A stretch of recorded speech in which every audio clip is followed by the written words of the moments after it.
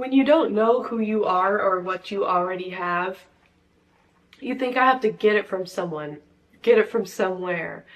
You have to become this, become that. Earn it through experience, earn it through studying, running after someone or something to become someone or something. In art, though, you don't have to become anything. All you have to do is be yourself, be who you are. And even though that sounds corny, you just have to hear the words. Be yourself. You don't have to race to make art. You don't have to rush it. You don't have to hurry up and compete with everyone. You just have to make your work, breathe it, experience it, go slowly. You don't have to run around frantically to meet people. You just go to places that you're interested in the art that is being shown, and you don't have to talk to people. Just talk if you feel like it, to those that make you feel like yourself. What we think matters because thoughts are light. Since thoughts are words, words are sounds, sounds are vibrations, vibrations are energy. Energy glows, energy is light, so words and thoughts are light. This reality we are in is made up of light and sound, and there's a true reality, and that is you. That is everything you experience. That is the divine, the spiritual realm. It is ridiculous to deny that this exists. You can't gain eternal life. You are eternal life. You can't be liberated because you're not enslaved. Practicing your art form is not a protest because there is nothing to defend. Practicing your art is a recognition and an activation of who you are and who you've always been and who you always will be. People cling to their art form in desperation, hoping one day they can become someone, to get out of their situation, to get out of the matrix, out of the place they are in. How do they get out of the matrix, out of this situation, out of dying one day? How do I get out? How do I get out? You just don't go in. Don't buy into the programs, the things we have been told at every single angle, from every avenue of our lives, everywhere you go, the air we breathe, the ground that we walk on, with everything around us. The systems are set up to teach us continuously, again and again and again and again, program after program, that you don't have enough. You aren't enough, and you have to go get it. Some are chosen, some are forgotten. Some are royal, some are peasants. Some satisfied, others unsatisfied for life. Some are God's favorites and some aren't. But really, that is all in the mind. Everything down to the roads and the shops and the money and the jobs and the powerful and the celebrities and the pop culture and the movies and the TV shows, they all set us up to have a specific train of thought to keep you down. But in a way, this is good news, because if you observe it as something that is there to program you and keep you in a loop, you will notice how hard they are working to keep themselves in power, to uphold this lie, to uphold this facade, to uphold this illusion, to try to get you to forget who you are and all that you are capable of. The Queen of England is only the Queen because she thinks she is, and she works really hard to make everyone else believe that she is. But it's all in the mind. It's all in her mind, and it's all in our mind. There is no true political power that one person holds without a constant, relentless fight to maintain this control and this illusion of power. It is all in the mind. When you notice and when you observe and you see all of this and everything all around us is telling everyone they don't have enough, there is always just the more program. That is all that they're ultimately trying to make us feel like, I don't have enough, I'm not enough, someone's better than me, I have to chase after something.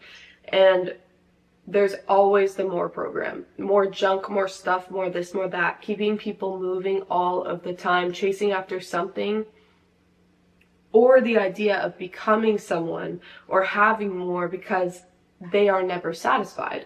People even fear satisfaction, because if you are satisfied, then you won't have anything. And then if you don't have anything, you will die. And that's just one of the ways our mind convinces us that we need dissatisfaction, because it is so relentlessly trying to make us miserable that it's convincing us that we need this dissatisfaction or else we will die. Because if we're satisfied, then we're stuck and we'll never change and everything will be terrible. But that's not true. It just goes on and on and on in your mind, and we cling to this dissatisfaction like it's helping us to survive, when that's simply not true. Most people are possessed by their mind, and they don't ever just let themselves be. They don't ever have the time to create because they don't believe they do. They don't even think they have the ability to, because they don't have a certain skill set, and like they're just feeling ugly about themselves because they're too busy chasing after more. Thinking once they have enough, they can begin something fun, like a hobby. Once I retire and I'm elderly, then maybe I'll be the artist I've always wanted to be. Which there's nothing wrong with that. I mean, like, if you're already old, then that's chill, but like, don't wait around to start until you are retired and you are old. Like, that's just the program. You can't do. You're not worthy. You have to be more like the Biebers, the Kardashians, or the people with all of the money. In order to feel good, you have to have the time and energy to create things. You need someone to tell you you can and that you're good enough to, or you need someone to tell you that you should first. So you study and you beg people to see your worth, and you beg people to see what you're doing instead of just doing what you're doing, documenting it, putting it out there, because at the end of the day, that's all anyone is doing. Any one of these people that we think is so much better than us through the programs they put out, like whoever, like whether it's a celebrity or someone on YouTube with a whole bunch of subscribers, it's supposed to elicit this sense of, oh, well, I can't do it because I don't have what they have. I can't do it because what authority do I have? You don't need authority. I don't need authority to be speaking from my heart, from the things that I've experienced in life. I don't need authority. Instead of projecting onto other people, wondering and explaining why they are the way that they are or what they're doing and why they're doing it, you can just observe that most people are simply possessed by their mind. That's all there is to it. It's not more complicated than that. We don't have to dive deep into their childhood. We don't have to dive deep into why they are the way that they are. It's simply because they're possessed by their mind, and their mind is telling them that they're living in this reality through all the programs all around them. They're stuck in this state of dissatisfaction and feeling inferior to an imaginary chosen one. They are not being who they really are. They are constantly upholding some character or false self to promote it, to defend it, to advertise it, to sell it, to live up to it. And that's just exhausting in and of itself, to be honest, I can imagine. And this just makes everything more complicated than it needs to be. Like, it just is making things more complicated. All you have to do is get up and do the thing you want to do. It's not that hard. It's really quite simple. You already have it all because that's who you are, simply, naturally. You don't have to try, because these people in power are trying so hard to make us feel like we are not enough. And why do you think they're doing that? Why do you think they're putting so much energy and effort into making us feel small? Because we are big. Naturally, we are everything. We have everything we need. We have it all already. So they're forcing this belief onto us that we are not enough because we are just that powerful, that there needs to be that much of a overbearing, intense situation keeping us down. I don't know. You already have it all because that is who you are naturally. You don't have to try.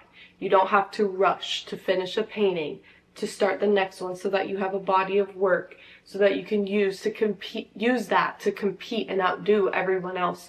You just have to paint at your own pace, for yourself, for your own reasons, without competition, duels, just as yourself. Recognize it, activate it. What you don't use, you lose. So wake up and feel satisfied with your skill set.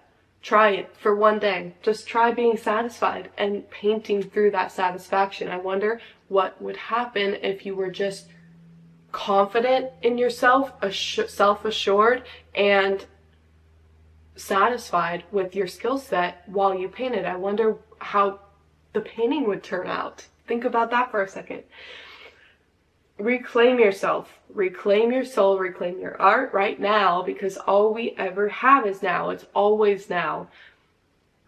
Anything in the past is in the mind. Anything in the future is in the mind. It's all made up. The only thing that is tangible, that is real, is now. And we are now. Now is who we are. You don't want to be them. You don't want what they have. You don't even want to know what they have or what that is like. You don't want to see what they've seen. You don't want their level. You want to feel satisfied in yourself, with your own practice, with your own art and your own community. And you can do that now because that is who you are at your core. It's natural to you. That's what is most natural. That's who you are. Satisfied, grateful, an artist, perfect as you are already. You don't have to become someone before you feel content. That is a lie. All you have to do is stop plugging into their false narrative and be in your own creative world. The rest will work itself out. You don't have to worry and stress and feel dissatisfied to get where you want to be. Where you want to be is already here if you let it in. Acknowledge what you already have and be there. It's a lot easier to create. It's a lot easier to be happy. And when you create this realm of bliss, no matter your circumstance, prosperity, that's prosperity. And everything you want and everything you desire comes naturally. And there it is. Okay, bye guys. I'll see you on my next video. This was fun. Missed you. Oh, and by the way, my shop is linked below if you want to purchase a print. Love you. Bye.